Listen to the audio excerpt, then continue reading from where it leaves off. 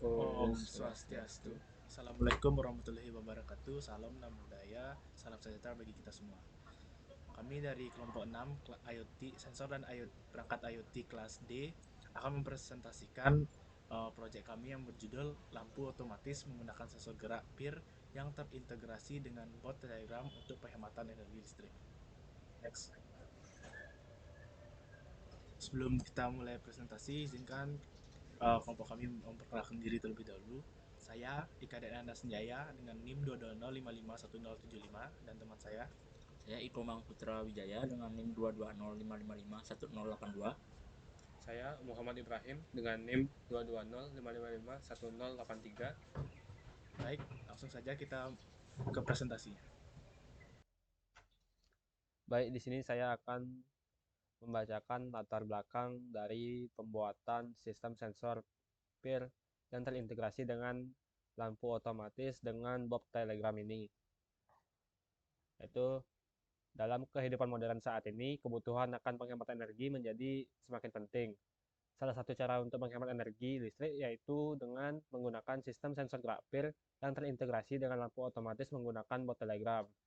Dengan sistem ini, lampu akan menyala secara otomatis ketika ada gerakan di sekitar sensor dan akan mati secara otomatis ketika tidak ada gerakan yang terdeteksi di dalam ruangan. Sensor gerak PIR merupakan jenis sensor yang digunakan untuk mendeteksi gerakan manusia dalam suatu area tertentu. Sensor ini bekerja dengan mendeteksi radiasi inframerah yang dihasilkan oleh tubuh manusia. Ketika seseorang bergerak di depan sensor, radiasi inframerah akan terdeteksi dan sensor akan mengirimkan sinyal ke sistem untuk mengaktifkan lampu. Dengan demikian, sistem ini dapat membantu menghemat energi listrik dan dengan mengurangi penggunaan lampu yang tidak diperlukan.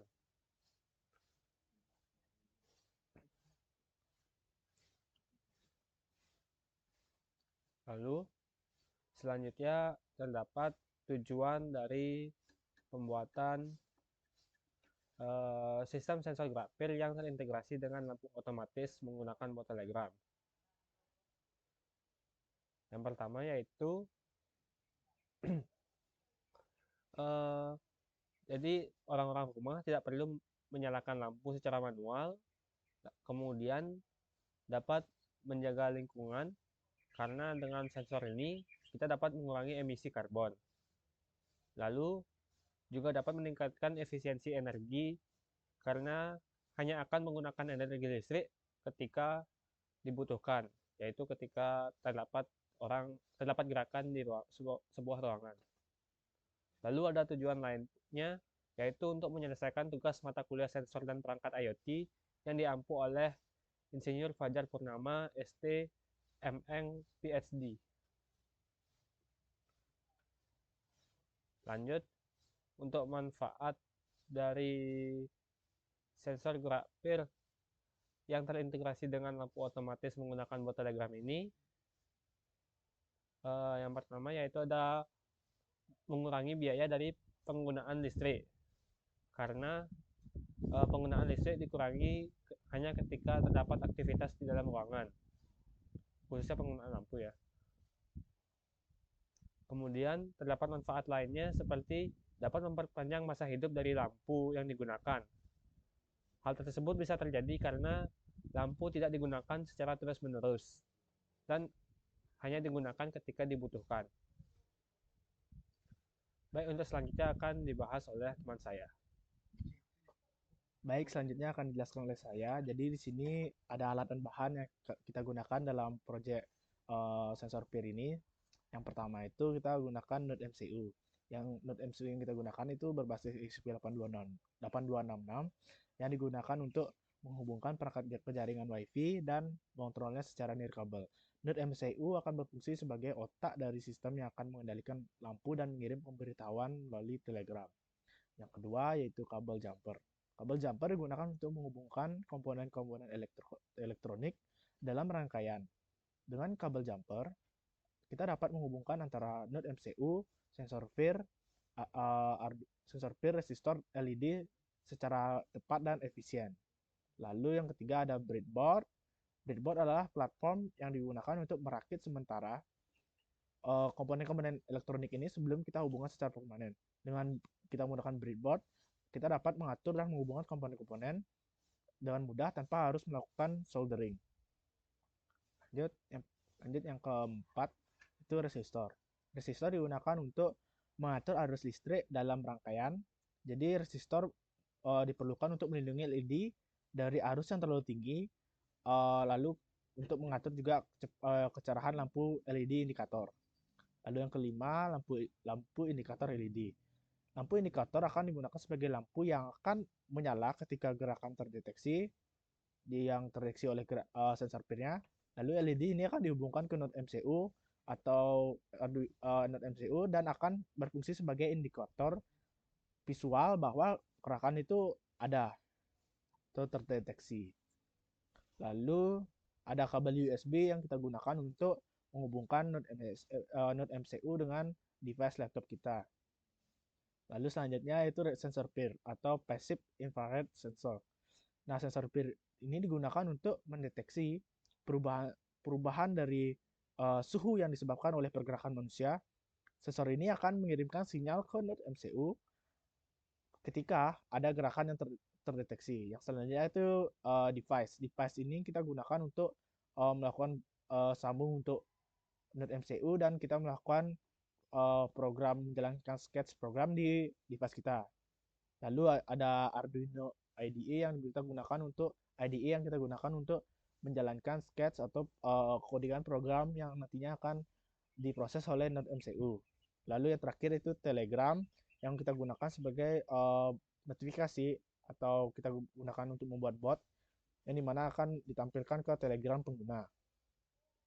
Saatnya yaitu perancangan alat. Perancangan alat ini kita buat menggunakan FreeSync. Jadi di sini kita node MCU-nya kita taruh dulu di breadboard, kita tanam. Lalu sensor PIR, ini sensor PIR-nya, kita hubungkan pin VCC pada sensor PIR yaitu ini ke pin 3.3V pada node MCU-nya untuk memberikan daya. Lalu kita hubungkan pin GND pada sensor PIR ke pin GND-nya untuk menghubungkan ke ground. Lalu kita pin out-nya pada sensor PIR kita ke pin digital misalnya D1 di sini. Nah, itu untuk sensor PIR. Untuk LED-nya hubungkan pin positif pada LED ke resistor pada jalur positif pada breadboard. Lalu hubungkan ujung lain resistor ke pin digital misalkan pin D2 pada node MCU-nya. Lalu hubungkan pin negatif pada LED ke jalur negatif pada breadboard.